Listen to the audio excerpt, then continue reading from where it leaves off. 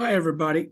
My name is Tom Woodford, and I am the college counselor with Hilliard City Schools. I am making this video today for our students and families who were unable to make the meeting last night to go over college planning for middle school students. And I do want to thank everybody who did take the time to come last night. Hopefully, it was helpful. So why are we here today? I think it's important that students as early as 8th grade, as well as families, understand what this process is like. So when they become seniors, they're not making statements like, I wish I knew then what I know now. And so nothing along this process is going to surprise them. So we're going to help everybody understand how this college piece works. We're going to understand the terms of high school. We're going to talk about the difference between advanced placement and college credit plus. We're going to create an activity plan and ideas on how to do that. And we're also going to talk about standardized testing. What does that mean? What does test optional mean? And how important it is to create a plan for that as well. And so where are our students? I think it's important too, when we start to talk about this, when we also have a good idea of where are the students from Hilliard City Schools going. We've had students over the last 4 or 5 years get into all of the Ivy League schools. We've had kids go to those schools. We've had kids go to Ivy-like schools like Washington University in St. Louis, Stanford, Georgetown, MIT, so on and so forth. In my role, I have the pleasure many times to go see some of our students who are on many of these college campuses. And I happened to be in Boston 4 years ago. And so I reached out to our students in that area, and I was able to get tours from Hilliard graduates at MIT, Harvard, and Northeastern. It was really, really neat. I had an opportunity to also sit in on a statistics class at Harvard. Wow. I had no idea what they were talking about, but I was taking photos and sending it to our stats teachers and things there too, so they could see what was being taught. But it is really neat. And so we have kids that are going all over the state of Ohio, all of the public schools as well as the private schools. And we've had students leave the country to go to college as well. So let's talk about Ohio State. Ohio State is very different than the Ohio State back in our day when we may have applied there. This fall, Ohio State received between 75 and 76,000 college applications. They are going to have an enrollment next fall at OSU right around 8,000 students. Of the kids who submitted test scores, the average ACT score was a 29.7, and the average SAT score was a 1385. They have been test optional for the past 3 years. They did admit 49% of the students from this year's senior class to OSU as test optional students. And so that is up from the year prior, which was about 44%. So ACT and SAT, both of these tests are still relevant in this whole process. Both of these tests are offered 7 times a year, each year. I get asked from parents all the time, when is the best time that my child start to take these tests? Many times students begin to take them junior year, but I do think it's important that we also look at what math class that they're in. And so junior year, I think, is a great time. Early junior year is outstanding if they have completed Algebra 2. If they happen to be in Algebra 2 as a junior, then I would wait to take those tests for the first time in the spring. My advice is to take each test once, figure out which test fits your child best, then take that test 2 more times, because many schools across the state and all over the country may super score. I will talk about that very soon here, but that is my philosophy on ACT and SAT. So the ACT is made up of English, reading, math, and science. It has a maximum score of a 36. There is an optional writing portion. The SAT is made up of critical reading and math. It is going through some major changes right now. Next year, the SAT will be digital, and it will be a 2-hour test, and there is not a writing section. It is out of 1,600 as well. So we create a plan for our students, especially those students who are going to take the SAT or the SAT as we prepare them for that test. All of our sophomores in the spring will take the PSAT 10.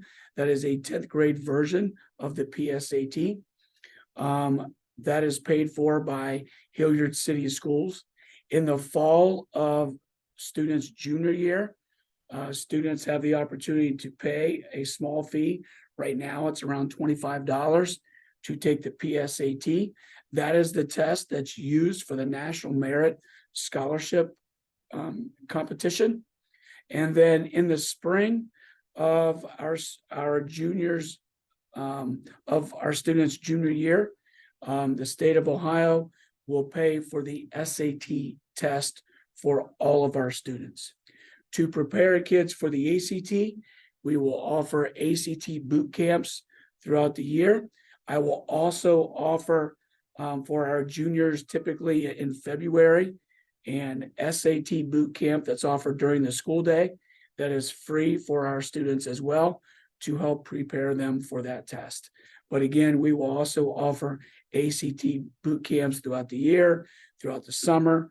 I know I will offer an ACT boot camp this coming summer, May 31st. It'll be the 3rd day of summer, and we do this every year, and we have a large number of students that sign up for that. So what does test optional mean? We've been hearing a lot about it. Many colleges, due to COVID, changed their testing policy to being test optional. A lot of those schools have remained test optional since then. But there's a lot of schools that are going back to requiring those. 2 of them right now, MIT and the University of Tennessee, are going back to requiring these tests. But test optional, it means that if a student takes these tests, and there's no reason why they can't right now, and if they get their score and it does not reflect the type of student that they are, then they are able to apply to many schools all over the country, test optional, which means they do not need to send those scores. So as we plan ahead for your child's 8th grade year, I think it's important that they begin to understand how to finish strong, how to prepare for various types of tests as well as exams. When they get to high school, they will not have a high school GPA yet, but they will have one very soon. A cumulative GPA is always calculated in January and in June every year. If your child is taking a high school course while they are in middle school, that high school course in the grade will be on their high school transcript. It will not be a part of their high school GPA, but it will be listed on their high school transcript. It's important too that beginning this summer, that your children begin to volunteer. Volunteer is a part of the college application process. And colleges want to see students being a part of some type of organization over a long period of time, and because they can see the different roles that they've had with that group. I will offer multiple college meetings throughout the year, throughout your child's time in high school. So I would encourage everyone to come to those meetings throughout. As your child is scheduling classes, I know you've done that in February already for their freshman year. And as you do this every year about the same time, it's important to register for honors courses, AP courses, possibly even college credit plus courses. But at the same time, also taking courses that they are interested in, band and choir. We offer engineering type of courses and things like that. So we offer a lot for students to challenge themselves, but also to take courses that they really enjoy. Every year in the fall, we have over 100 college reps from multiple colleges come to Hilliard City Schools to meet with your students. Please take advantage of that. I will encourage your kids to look at joining a club or two when they get to high school, with the intent to take on a leadership role later on, maybe during their junior and or senior year of high school. I would encourage kids not to join 5 clubs because they're not really doing a lot in all 5 of those clubs, but join 2 clubs that they can really invest a lot of time in, and then hopefully take on some type of leadership role. As your kids get to high school, I send out a weekly college news email that goes out to all parents and students in grades 9 through 12. And beginning typically in January, it will also include a summer opportunities link. And there's various colleges all over the state of Ohio, as well as throughout the country, that offer summer camps, not just in athletics, but in leadership, in business, in engineering, medicine, so on and so forth. So those are the type of activities that look great on a college application as well. So I think it's important too that we understand the terms and the jargon that's used in high school and throughout this college process. So you're going to hear students talk about AP. AP is advanced placement. These are high school courses. These are the highest high school courses we offer in that subject area. Students will take an AP exam in May. It is a standardized test. It is a test that's standardized all over the country. Many colleges may grant credit for the scores from that test. Every college will have their own policy on that. We will talk more in just a moment about AP scores and potentially earning college credit. Honors courses are high school courses that just move at a much faster pace than a regular course. College Credit Plus, these are college courses where students are taking a college course. We have students taking them while they're in high school. We have students taking them online, as well as going to the college campus. So you're going to hear about the College Board. The College Board owns the SAT test, they own the PSAT, and they own advanced placement. Okay, the PSAT is the test that's taken during the junior year that's used for the National Merit Scholarship Competition. And then ACT is a separate company. So the ACT and the College Board are for-profit companies that make millions and millions of dollars by offering these types of tests that colleges use. I have referenced super scoring, and so this is the reason why I advise students to take each test once, figure out which test fits them best, and take that test 2 more times.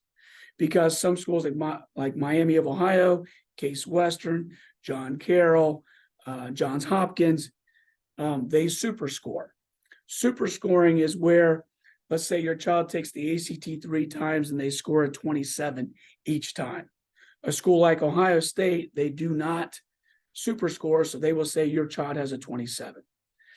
But a school like Miami of Ohio, they super score. They might say your child has a 28, 29, or even a 30 on the ACT.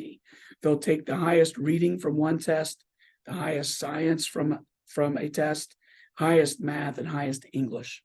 And they will create a new composite for your child by super scoring the best scores across all of those subscores. So super scoring, that's a question you want to ask as you start to go on visits. Do you super score the ACT and or the SAT? College visits. I think it's great whenever our kids go and visit a school. They visit friends on campus. They get a good idea. But when students do that, the universities do not know that your child has been on campus. So it's important, if you are ever going to visit a campus, that you schedule a visit by going to a school's website and picking a day and a time and going through the Office of Admissions. Colleges track every contact they've had with students. So when they start to receive applications, they also have a general idea of how interested a student is in their school by the number of contacts that they have had. So financial aid. Financial aid is a very important piece to this. There is a document called the Free Application for Federal Student Aid. There are major changes coming next fall. And so it's important. Hopefully all of these changes will be taken care of by the time all of your students are there. But this is something that colleges use to be able to create a financial aid package for your students. Parents cannot begin to fill out this document until October 1st of your child's senior year. Many private schools, many schools along the East Coast, they also use a second form. It's called the CSS profile. This profile can be found on the College Board website. So if you see a college reference this is also a second document that parents will need to fill out. So right now, our students who are heading off to college next year, when their parents filled out the financial aid forms, they got an EFC, the estimated family contributions. Well, the calculations are going to change. So is the name for this. And next year, it's going to be moving to the SAI, the Student Aid Index. Okay. So this is just AKA what the federal government believes you can afford for college. You're not going to agree with any of that, but that is the basic information that is used to create the financial aid package for students. On every college's website, within 2 clicks of the homepage, there has to be a tool there called the net price calculator. The intent for this is to give students and parents a true idea of what the true cost is to go to that college. And so feel free to have fun to use those. It is still an estimate, but it does give you an idea of what that cost may be. So what are colleges looking for? Colleges are going to look at students holistically. They do not put one student's transcript next to a different student. That does not happen. They look at a student in their high school transcript in the context of their own situation. When we send transcripts to colleges, we also send high school profiles, so those colleges know how many AP courses we offer and in what subject areas, honors courses, as well as various colleges that we have partnered with. Colleges are going to use weighted GPA. Some will use unweighted GPA. On our high school transcripts, we will always list the weighted GPA. Some colleges will create a new GPA for your student based on their own program there. A school like the University of Tennessee, they will create a new GPA for your student only using core classes, not using any of the elective courses, health and phys ed, and things like that. They're going to look at volunteer. They're going to look at leadership. They're going to look at have your kids been a part of organizations through the school? Have they been a part of organizations outside of school? And a lot of the elite schools are also going to look at demonstrated interest. How often has your student had contact with the folks from said school? Have they been on tours on campus? Did they meet with the admissions rep at college fairs? Did they meet with the reps when they visit the high schools? Do they answer emails that are sent to them? All of those are variables that are used to create demonstrated interest. So what can your child do now? I know they haven't even finished 8th grade yet, but as soon as they do, heading into the summer, they can begin to create a plan of what they want to do. I know later this spring, before they finish school, they will be creating a 4-year academic plan just to create an idea of what they want to take while they are in high school. They should also create a plan for athletics, what they want to do for their high school, maybe for the club sector as well, and socially, what clubs and organizations might they want to be a part of.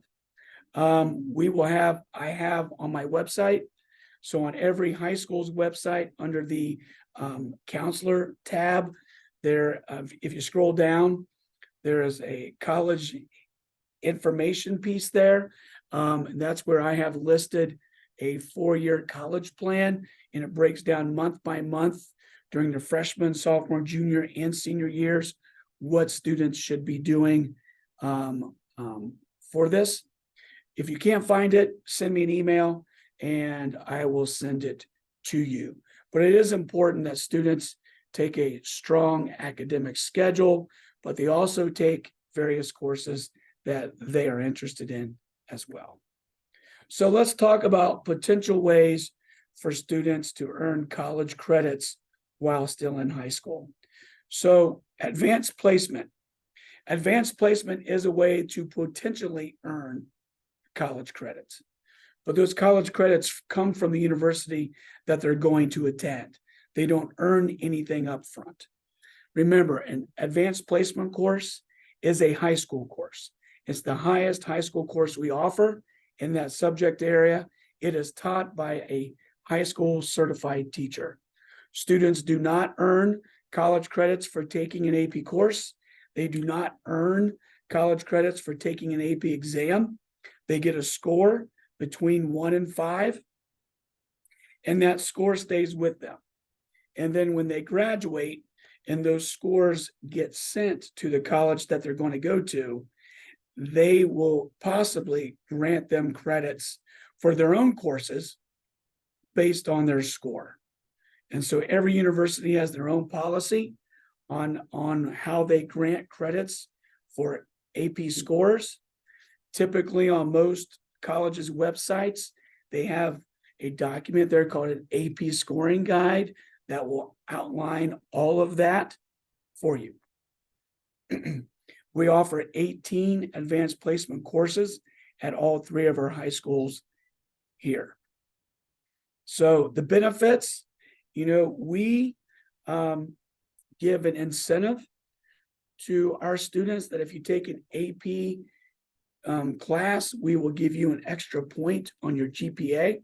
So typically, if you get an A in a class, it's a 4.0 A.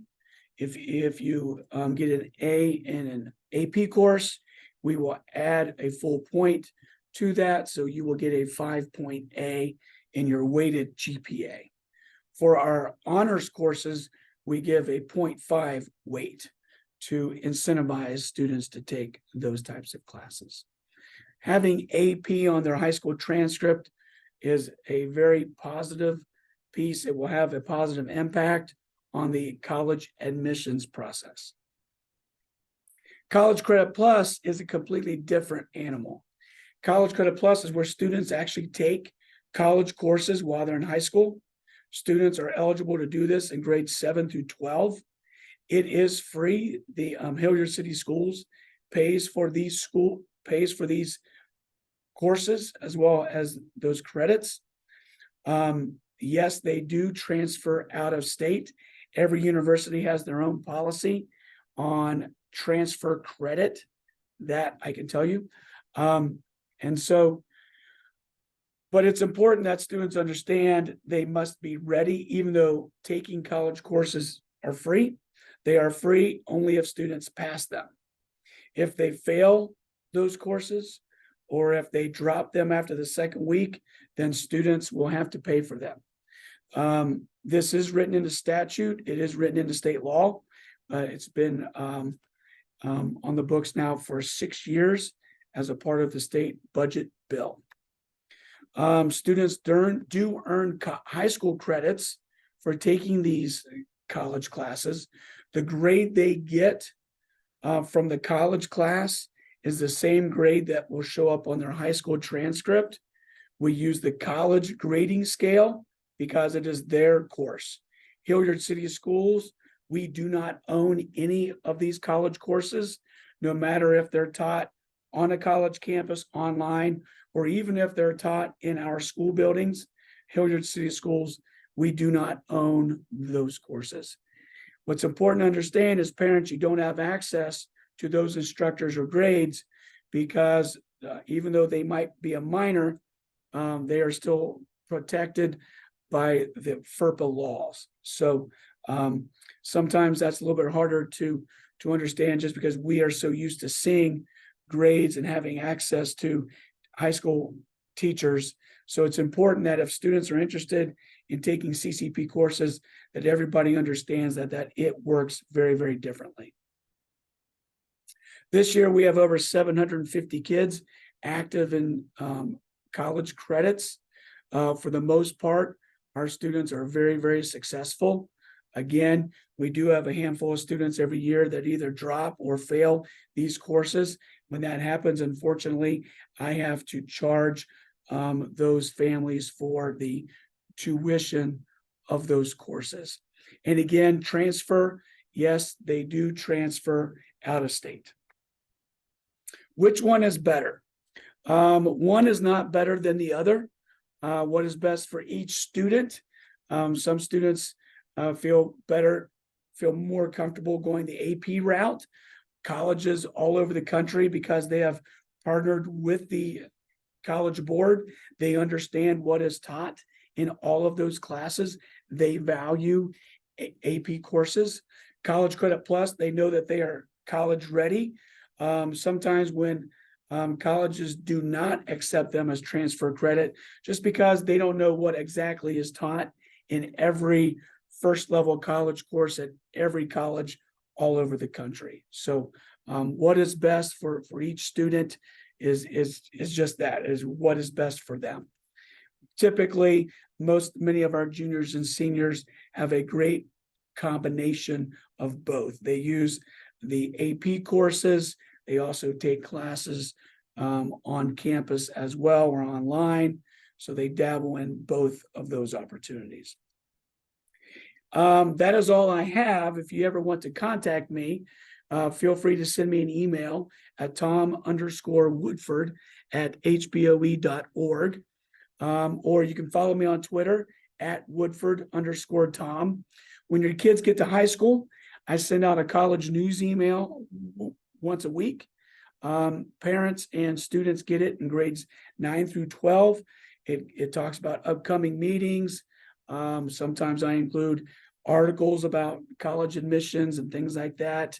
Talk about terms, questions to ask on a college visit, and things like that. Whenever I have a meeting, I'll make a video like this. I will include videos like this in that email as well. I also have a podcast. Many times I'll roll the audio from these videos into that podcast. You can find it on Spotify as well as Google. Just go to College News with Tom Woodford. And hopefully I'm reaching as many students and parents as I can and helping them through this process. So thank you so much for watching. I look forward to meeting you and your kids as soon as they get to high school. Have a great day.